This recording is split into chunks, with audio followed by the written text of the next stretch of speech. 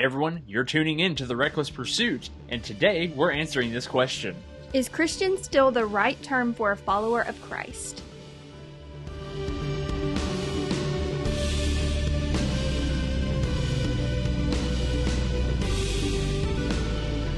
Hey everyone, my name's Cody. And my name is Elaine. And you're tuning into The Reckless Pursuit, and today we're answering the question that is well, I guess this kind of came about with, before I even get into the question itself, we kind of polled the group, NOMADS, a safe community for Christians to ask unsafe questions, and we kind of asked the term, is Christian, does that word even, relate to you Do you have a hard anymore? time associating or identifying as a Christian? And the answers were pretty astoundingly yes, right? Yeah. I mean, there were some people that were like, no, I don't mind, whatever titles. And the overall gist was it's hard to call myself a Christian. I think that all of us has probably, if you're tuning into this show, there is a really good chance you yourself have struggled to call yourself a Christian. I have struggled to call myself a Christian after some of what I have seen. I don't know if you have or not. Kind of. Yeah. I'm more of in the camp of not letting somebody else define that for me. So really defining the literal definition of Christian. What is it? Little Christ. Little Christ. So what does that mean? To me, that gives this weird vibe of these tiny little midget Jesuses running all over my desk, terrorizing me. That's a very casting weird out tiny demons.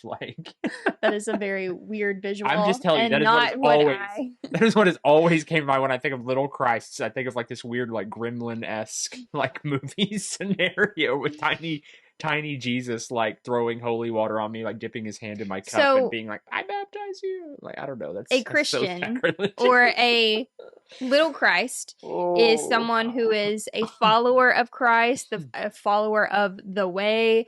And what is Christ teaching? What is he teaching? What is his main message? Love God, love God, and love people. Yeah. Right? Okay. So if you're a Christian, then those are pretty much the two rules you funnel anything out of. Okay. Love God and love people, right? Yeah. I mean, so there's two sides to this, right? There's the literal side of what does it mean to be a Christian? And then there's the other side of socially, what do we mean by the word Christian, right? So I understand that the actual term is Little Christ. I understand that despite my very strange mental images of what that conjures up, that it has true roots. It is a great, it sounds I don't know, it sounds less nerdy at the moment than The Way, even though, I don't know, I kind of like that just because of The Mandalorian. But, it doesn't, it connotates very quickly that you are a follower of Jesus Christ. To say, right. What? Or it should. Yeah. So, well, yeah, that's what I'm saying. That is what the embodiment of the word means. That being said, the word Christian in our society has sadly kind of become coined as a very specific type of person. And this is not an us versus them thing. This is just kind of what in my head, and I'm sure this to a lot of people, it's a very extremely conservative, and I have nothing against conservative mind thinking. You guys probably should know by now, we're very centered on a lot of political issues. But to me, in the United States of good old America, Christian is very connotative of a very conservative, maybe even too religious in a lot of ways. A group of people that have used their religion as a social, almost as an economic standpoint. It's very political. It's become less of love God, love people, and more of pro-God, pro-guns. Yeah. I mean, just to put it bluntly. Pro-God, anti-people, really. And Jesus was radical, right? He was very radical, but he was radical in a very, he didn't have a lot of self-preservation in his radicalism, right? Something I personally struggle with because, a lot of my anxiety comes from, my fear or lack of self-preservation in a lot of ways. But Jesus was radical in that. He was I'm going to go out, I'm going to touch people that are deemed untouchable. I'm going to heal those who are And downtrodden. I'm gonna go take a nap when I'm tired. Yeah, like I'm going to like eat bread with my hands on a Sunday, and when the religious leaders come over here, I'm going to like slap them with Pack my some bags. Jesus, like with some ancient Jesus knowledge or something. Like he has no respect for the system, and it's kind of hilarious.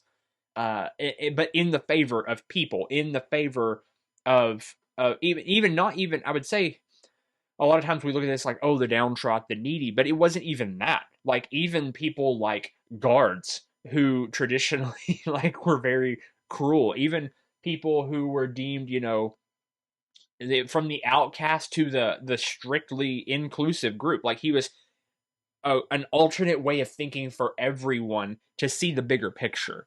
And that is where I think Christianity has veered off, is a lot of times when we think of Christianity, we think of like our little bubble at church, or we think of like the big bad. There's actually a sign on the way home that we saw yesterday, and it's this church billboard, and it says "real people in a fake world," and like in this like very like aggressive font, almost like you'd see in like Fast and the Can Furious fonts be movies. aggressive? Oh yeah, it was very prickly. Like it even italicized sideways and had like the long slants and jagged edges. So it was like Marketing. real. It was like bold and square and angelic font, like light colors. People in a fake, like red, slanted and ugly, fake world. And it was like, come to our church. And I'm like, bro, you're part of this world too. I'm sorry, like you are. And so to sum up my point of this, I think Christian is a beautiful term in its real sense, but I understand why it's hard for some people to identify as a Christian, because it's supposed to be this term that you'll be able to tell someone and someone understands your ideals. I stand for love. I stand for helping and like a group and inclusivity and like in this entire like system of building each other up. And instead, it's very much become associated with, I'm going to keep to myself. Like, Tearing people down. yeah, I'm going to meet with you on Sunday. I'm going to get mine. Just this. Once again, Jesus was very not, like he was a very provocative leader for the time. He was And reckless. yeah, some would say he was. And I think that, so I guess let's just back up. We understand the two sides to this coin. So is it okay to call yourself a Christian? I mean, I would think so. But I think that in a way of like maybe reclaiming that term a little bit, like if someone says, are you a Christian? Or like, I don't know, if someone leads with that question, that's a very aggressive question to lead with. But if someone's like, what do you believe? It's like, well, I'm a Christian, and what I mean is, and sadly, we're kind of in that time where you kind of have to explain what it means if you're going to hold that term. What is that to you? Maybe use that term. Maybe maybe not get so hung up on terms, and let's focus on showing that we are a follower of Christ more so It kind of than goes back to the episode, really the whole series we've done the last few weeks about like green flags. And whenever we were talking about last week how to find a healthy spiritual mentor or a leader is someone who isn't necessarily bound by titles or isn't seeking titles for the sake of seeking titles. So if you say, I have a hard time calling myself a Christian, but I am a follower of Christ, I'm a follower of the way, I'm a follower of truth, I'm a follower of love, yada, yada, yada, I don't feel like you're gonna go to hell because you didn't call yourself a Christian. Like, if that's what you're worried or if that's what you're afraid of, or I feel like Christian in itself, we defined the literal definition, and a lot of times online people and in person, people's actions and words don't align with what that literal definition is. And so I feel like whatever you align yourself with, if something speaks more Christ to you or speaks more love and more truth, more God to you, and it's a different phrase, a different word, then there's like absolutely nothing wrong with that. And that might depend on the group you're with. To one group of people, it may be very easy to say, yeah, I'm Christian, and they understand what you mean by that.